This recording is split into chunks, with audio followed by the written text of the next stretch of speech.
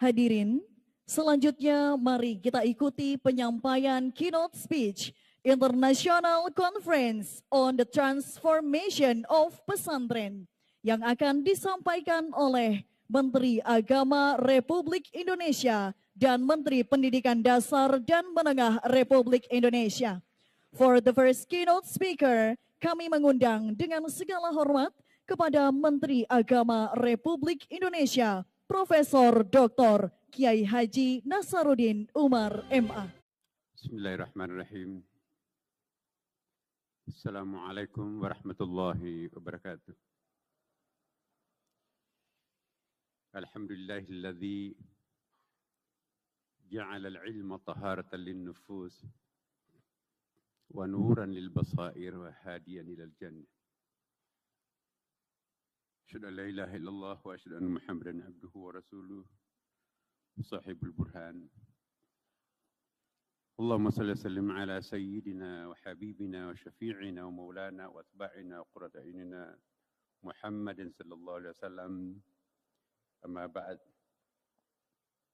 Yang sama-sama kita muliakan, kita selalu merindukan pernyataan-pernyataannya guru kita, orang tua kita, senior kita, Al-Mukarram Profesor Dr. Kiai Haji Ma'ruf Amin, Ketua Dewan Syura PKB, yang saya muliakan juga para kiai hadir, Masya Allah, Subhanallah, banyak sekali kiai-kiai yang sangat kita banggakan hadir pada kesempatan ini, juga dengan ibu-ibu nyai yang kita hormati, kita kagumi, Ketua Umum PKB yang sekaligus sebagai Menko Pemberdayaan Masyarakat, Adinda Dr.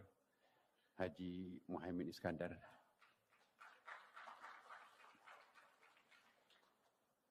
Yang saya hormati Menteri Pendidikan Dasar Menengah, Profesor Dr. Abdul Muti, MED. Hadir juga di tengah-tengah kita Al-Mukarram Profesor Dr. Kiai Haji Aqil Siraj. Dan mohon maaf, banyak sekali tokoh yang sangat penting pada kesempatan ini di dalam ruangan ini maupun yang mengikuti secara Zooming, karena kami dapat informasi juga acara ini juga ternyata diikuti juga di tempat yang lain di luar. Apa yang disampaikan oleh guru kita tadi saya kira sudah lebih dari cukup. Saya hanya ingin mengingat apa yang pernah disampaikan oleh Cak Nur, seandainya tidak pernah ada penjajah, terutama Belanda, maka universitas yang terkemuka di Indonesia ini mungkin bukan UGM, Gajah Mada, mungkin bukan ITB, bukan IPB, bukan UI, tapi adalah Universitas Lirboyo, Universitas Tebu Ireng, dan Universitas Termas, dan pondok pesantren lain. Karena sejarah pondok pesantren itu sangat-sangat original. Kita lihat sejarah pondok pesantren itu yang bisa dijangkau oleh sejarah itu semenjak abad ke-17. Kita bisa menghitung berapa ratus tahun itu. Jadi saya kira sangat benar apa yang disampaikan oleh Cak Nur.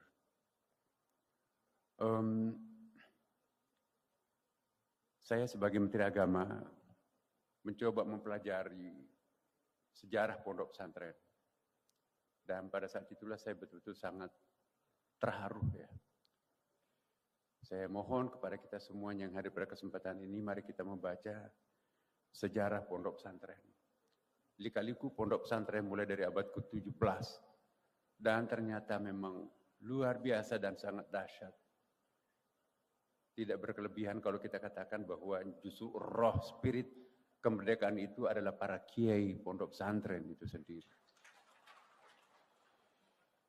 Dan saya terus mencoba mendalami kira-kira apa distingsi, apa pembedaan antara pondok pesantren dengan sekolah. Secara sangat sederhana saya sering menyampaikan kepada anak-anak madrasah bahwa apa perbedaan nomenklatur madrasah dengan sekolah. Ya. Sekolah ialah tempat belajar, mendapatkan ilmunya guru. Tapi madrasah, pondok pesantren, tempat untuk mendapatkan ilmunya Allah Subhanahu wa Ta'ala. Jadi sayang sekali guru itu ya tidak menjadi mursyid itu tidak di bahasa Indonesia kan seperti hanya dengan murid ya. Bahasa Indonesia itu yang lebih permanen itu adalah murid. Tapi padanannya murid itu sebetulnya adalah mursyid. Nah ini juga ada kaitannya dengan penjajah ini, kolonial kita ini. Mursyid itu bukan hanya orang mencari ilmu biasa ya, tetapi mursyid itu apa? Murid itu dari kata arada yuridu muridun, orang yang bersungguh-sungguh untuk mencari ilmunya Allah. Jadi beda dengan tulab, bukan tilmis. Murid itu adalah bahasa tinggi ya, bahasa advance. Dan padanannya itu adalah mursyid. Mursyid itu adalah semacam penghubung antara Allah dengan murid itu sendiri. Dan salah satu karakteristik pondok pesantren itu saya coba menyimpulkan bahwa, dan ini sekarang kami sedang dalami dan kami kembangkan di Kementerian Agama, apa yang kami istilahkan di media itu dengan ekoteologi. Ekoteologi sebetulnya itulah substansi ya epistemologi keilmuan pondok pesantren. Tidak membedakan secara diametrikal antara human nature and God. Jadi segitiga itu. Ada manusia, ada alam, dan ada Tuhan. Jadi triloginya inilah yang sangat penting di pondok pesantren. Karena itu di pondok pesantren Bapak sekalian, salah satu pembedaan yang lain adalah objek pembelajarannya itu bukan hanya satu seperti di sekolah atau di pendidikan umum. Ya. Kalau di sekolah biasa itu memang deduksi akal. Jadi deduksi akal itu adalah pikiran.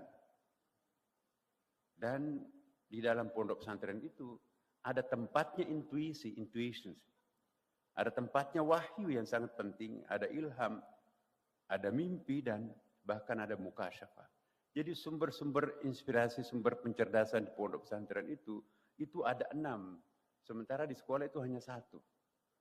Jadi sudah waktunya untuk membangkitkan kembali ontologi, epistemologi, dan aksiologi pondok pesantren. Baru-baru ini ada satu survei lagi tren sekarang di Inggris dan di Australia itu adalah boarding school, terutama di tingkat SMA. Karena usia talent stage ini sangat-sangat penting dalam psikologi perkembangan antara usia ya kira-kira usia kelas 3 SMP sampai kelas 3 SMA itu musim pancaroba. Dan memang kalau ingin mendapatkan anak yang ideal itu memang harus diboardingkan, artinya dia tempatnya di pondok pesantren, diinapkan di pondok pesantren. Jadi ada lagi seorang peneliti dari Inggris meneliti beberapa pondok pesantren dan ternyata kata kesimpulan beliau, pondok pesantren inilah ternyata lembaga pendidikan yang paling modern saat ini. Padahal kita sering mengasumsikan pondok itu ya tradisional, kolot dan sebagainya. Tapi profesor pendidikan dari Inggris menganggapnya bahwa ini justru adalah pendidikan yang paling modern. Bapak Ibu sekalian, jumlah santri kita yang tergabung dalam lembaga dan pondok pesantren itu 10.703.185 orang. Santrinya 9.645.773 yang tergabung dalam lembaga yang di dalamnya ada pondok pesantren 249.089. Jadi komunitas pondok pesantren itu lebih dari 10 juta, bukan jumlah yang sedikit. Digabung Malaysia, Thailand dengan Brunei, itu masih lebih banyak santri di Indonesia. Bapak Ibu sekalian, kita lihat di dalam pondok pesantren, seperti yang disampaikan tadi oleh guru kita, Pak Yai, itu memang susah ditemukan di sekolah-sekolah yang lain. Maka itu kebetulan Pak Menteri Diknas juga adalah santri, jadi saya kira ini bisa nyambung nanti ke depan. Ini kabar baik buat kita di Indonesia, insya Allah mudah-mudahan Dikdasmen dengan Kementerian Agama yang mengelola pendidikan ini bisa bermuara pada satu tujuan yang sama. Vitalitas pondok pesantren kita bangkitkan di tanah air kita yang tercinta ini. Salah satu karakteristik pondok pesantren itu, ya, belajarnya bukan hanya pada guru, tapi apa yang saya sering istilahkan dengan impersonal teachers. Apa yang dimaksud dengan impersonal teachers? Belajar kepada yang bukan orang. Alangkah miskinnya seorang santri itu. Kalau hanya gurunya orang. Kita lihat dalam Al-Quran itu banyak sekali ayat-ayat yang mengingatkan kita bahwa pohon-pohon itu juga adalah guru. Misalnya surah Al-Qasas ya. Falamma atahanu dia min syatil wadil ayman fil buqatin mubarakah min syajarah ayya Musa inni anallahu rabbul alamin. Jadi ada al-buqatin mubarakah, ada asy-syajarah. Dan dalam tafsir disebutkan bahwa asy-syajarah itu itulah tangkai itu nanti dibikin tongkat, kemudian itulah yang dijadikan remote control untuk kontrolnya itu untuk membelah lautan. Dan itulah juga yang menelan ular-ular tukang sihir.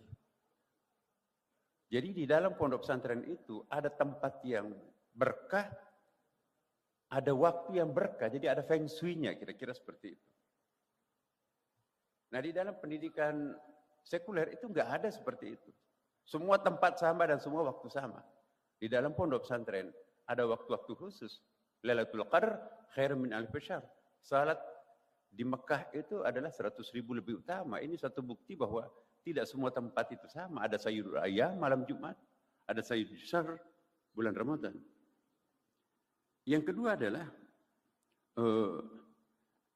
pondok pesantren itu juga belajarnya bukan hanya kepada guru, tetapi juga belajarnya kepada orang yang sudah wafat. Dan kalau kita baca ensiklopedia para wali, Masya Allah, subhanallah, para ulama besar kita itu, baik yang ada di Indonesia, maupun yang ulama-ulama besar yang tercatat dalam ensiklopedia itu, gurunya bukan hanya orang hidup. Alangkah miskinnya seorang pelajar, santri, kalau gurunya hanya orang hidup. Ternyata juga di dalam kitab-kitab tafsir disebutkan, Nabi Muhammad SAW itu masih bisa mengajar sampai sekarang oleh orang-orang tertentu. Kama arsalna fikum rasulan minkum yatlu alaikum ayatina wa yuzakkikum wa yu'allimukumul kitaba wal hikmah wa yu'allimukum ma lam takunu ta'lamun. Itu bukan ma la takunu ta'lamun. Jadi dalam ilmu balaghah itu lam dengan la itu kan beda kan. Kalau lam takunu ta'lamun an-nawab tidak bisa dipahami kalau bukan langsung dari dia. Kalau ma la takunu ta'lamun bisa baca buku, bisa cari gurunya. Tapi kalau ma lam takunu ta'lamun, kalau bukan yang bersangkutan, bukan dari Nabi, nggak akan mungkin bisa kita dapat. Ilmunya very, very sacred information, jadi divine knowledge. Nah, kemudian juga yang membedakan pondok pesantren itu, gurunya juga bukan hanya belajar daripada di atmosfer bumi ini, tapi juga bisa belajar kepada penghuni-penghuni alam misal. Ini alam misal menurut Ibnu Arabi. Alamul khayal dalam Ihya Ulumuddin, istilahnya itu alamul khayal. Jadi itu punya persamaan di situ. Apa yang dimaksud Ibnu Arabi dengan Al-Ghazali, alam khayal atau alam misal itu seolah-olah di alam atas sana, celestial di sana itu ada penghuninya ternyata. Dan orang yang bolak-balik mi'raj setiap hari, setiap saat, lama-kelamaan bisa bersahabat dengan penghuni alam-alam misal, apakah itu jin, apakah itu malaikat. Ternyata dalam Al-Quran, nomenklatur jin, malaikat itu masih ada nomenklatur lain. Para penghuni alam misal itu bisa diakses, dan ternyata yang bisa mengakses alam misal itu adalah orang-orang yang mempunyai ketekunan istiqamah di dalam keberagamaannya. Nah, inilah yang banyak dimiliki oleh para kiai kita, dan ini tidak mungkin kita temukan di lembaga-lembaga pendidikan formal yang lain. Kemudian juga di dalam pondok pesantren kita lihat, Masya Allah, selain intuisi tadi, selain wahyu dan selain ilham, juga mimpi. Kita lihat kitab Futuhatul Makkiyah Ibnu Arabi misalnya. Maaf kalau saya banyak sebutkan Futuhatul Makkiyah. Ihya Ulumuddin juga. Ya. Banyak sekali pengalaman-pengalaman individu para ulama besar itu, ya, akses ilmu pengetahuannya itu kepada para penghuni alam misal itu. Iya. Mimpi juga termasuk. Mimpi. Tidak ada disertasi yang mengutip mimpi. Pasti nggak lulus tuh. Kalau kita mengingkari mimpi, berarti mengingkari keberadaan mimpi dalam Al-Quran. Dalam Al-Quran itu ada 5 macam mimpi. Ada yang disebut al-hilm, ada manamat. Ya. Manamat itu ada memang tidur, tapi terus dapat bisikan ilahi di situ, divine information. Ya. Kalau kita mengingkari mimpi dalam pengertian manamat, gugurlah hukumnya kurban itu, karena dasarnya mimpi kan. Inni arafil manami anni asbaka fandur mata tara. Ya. Qala ya, if'al tu'mar sajudini insyaallah minas sabirin. Coba seandainya redaksinya ini arafil hilmi, barangkali Nabi Ismail tidak akan membiarkan dirinya disembelih oleh bapaknya. Tapi ini arafil manami, wah ini pasti dari Allah ini. Ada lagi mimpi dalam bentuk ru'yah. Misalnya apa ya? Inni ra'aitu ahada asyara kawkaban wasyamsa wal qamara ra'aituhum li sajidin.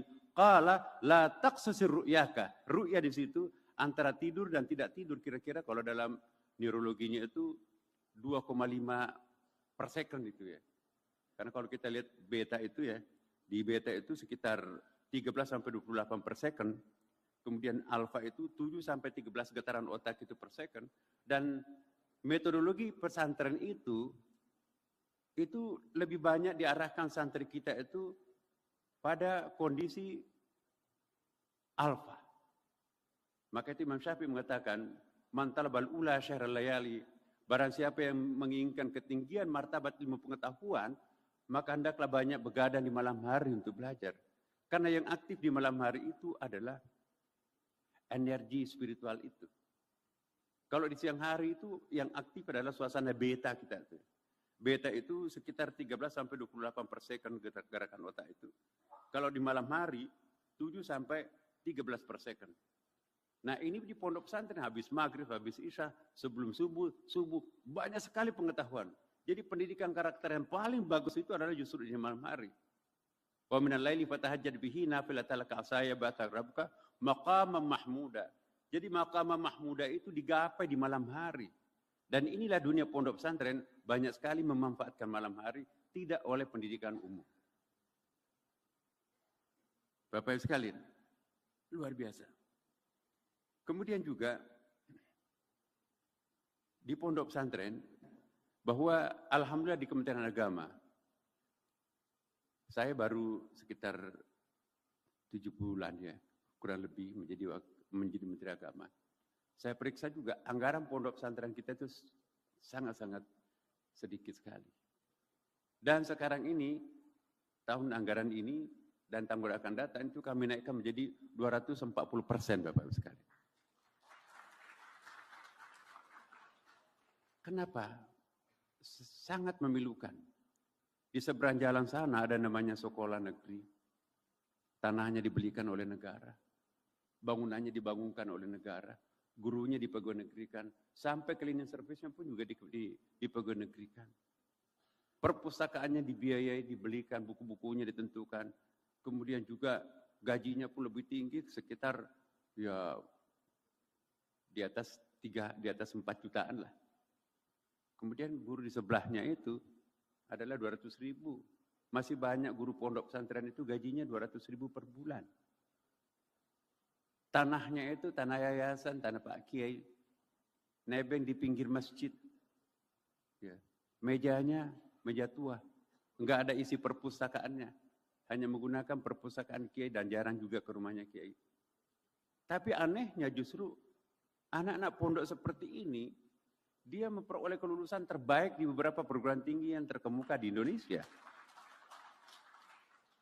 ITB dan UGM.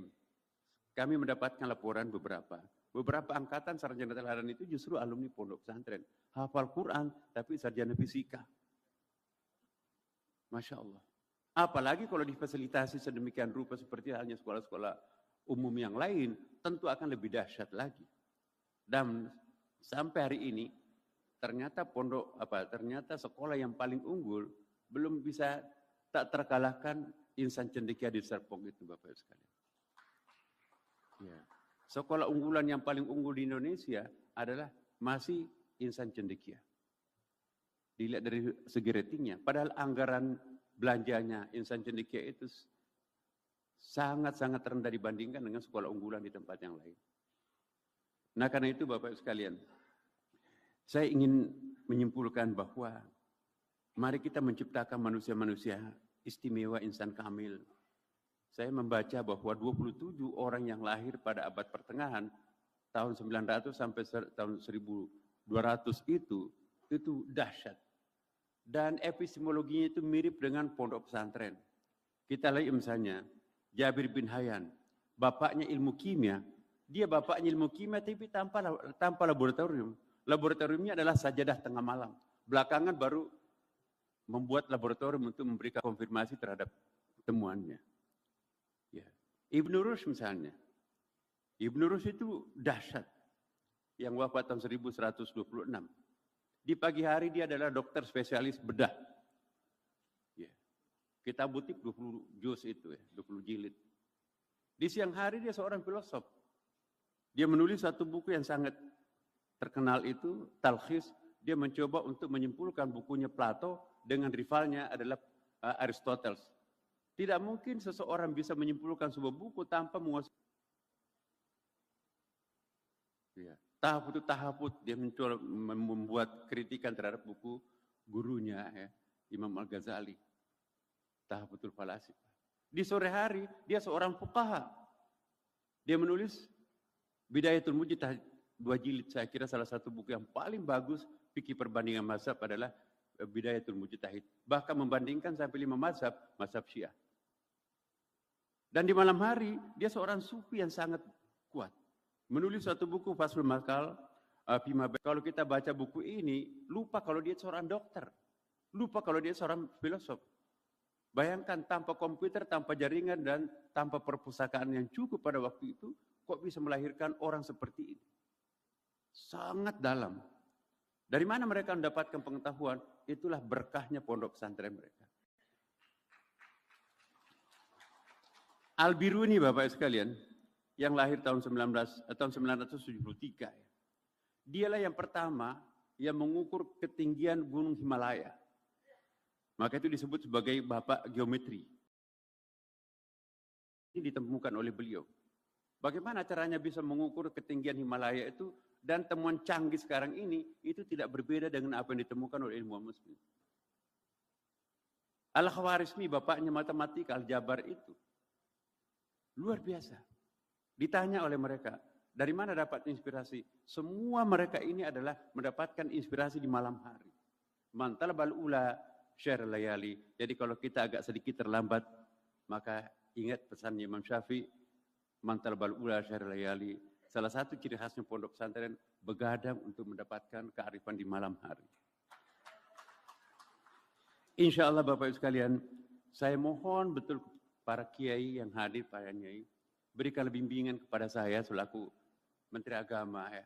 Apa yang harus kami lakukan ke depan dalam rangka menciptakan insan kamil seperti yang pernah lahir pada abad pertengahan ini.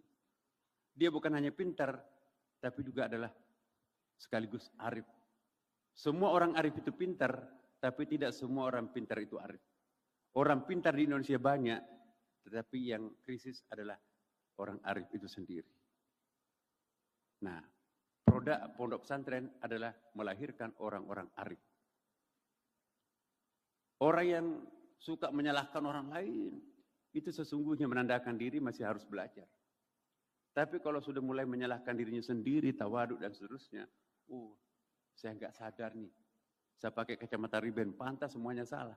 Itu sudah sedang belajar. Tapi kalau tidak lagi menyalahkan dirinya, tidak menyalahkan orang lain, diam-diam menyelesaikan persoalan tanpa menepuk dada, itulah yang disebut orang arif. Orang arif itu tidak pernah mencari kambing hitam, kambing putih, tapi betul-betul seperti yang ditampilkan oleh para kiai, para ulama kita terdahulu, Bapak Ibu sekalian. Kualitas personal seperti ini yang kita harapkan di masa depan, dan mohon bimbingannya terutama guru kita Pak Kiai Ma'ruf ya. Kami banyak bertanya kepada beliau karena kita semua kagum atas keilmuan yang keluasan ilmu beliau. Dan Bapak Ibu sekalian, sekaligus saya informasikan bahwa alhamdulillah pendidikan kader ulama di Istiqlal ini mendapatkan pengakuan internasional dan alumninya diminta untuk menjadi imam di beberapa negara-negara maju, Bapak Ibu sekalian. Dan ini karena kita mengadopsi apa yang disebut dengan ekoteologi tadi.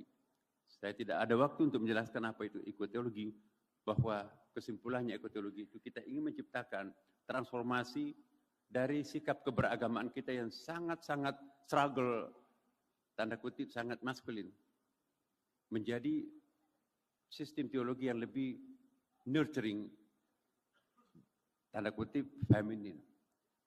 Ini sangat aneh. Allah Subhanahu wa taala itu lebih menonjol sebagai feminine God. Lebih menonjol sebagai nurturing God. 80% Asmaul Husna itu adalah nama-nama kelembutan. Semua nabinya itu adalah nabi-nabi penuh kelembutan, feminine prophet. Dan semua kitab suci itu adalah sangat-sangat lembut, sangat feminin. Tapi anehnya kok kenapa umatnya super maskulin. Maka itu kita harus melakukan transformasi. Bagaimana menciptakan suatu sistem teologi yang bisa menciptakan manusia-manusia yang sejuk, lembut, dan ini yang seperti dilahirkan oleh pondok pesantren di masa-masa yang lampau. Oleh karena itu, Bapak Ibu sekalian, mari kita bersama-sama mendukung program PKB ini. Saya tadi menyampaikan kepada Pak Kiai, ini kok kami keduluan. Kami baru merencanakan untuk melakukan hal ini, tetapi Cak Emin sudah melakukan hal yang sama. Luar biasa PKB ini. Demikian Bapak Ibu sekalian. Wallahu muwaffiq ila aqwamit thariq. Wassalamualaikum warahmatullahi wabarakatuh.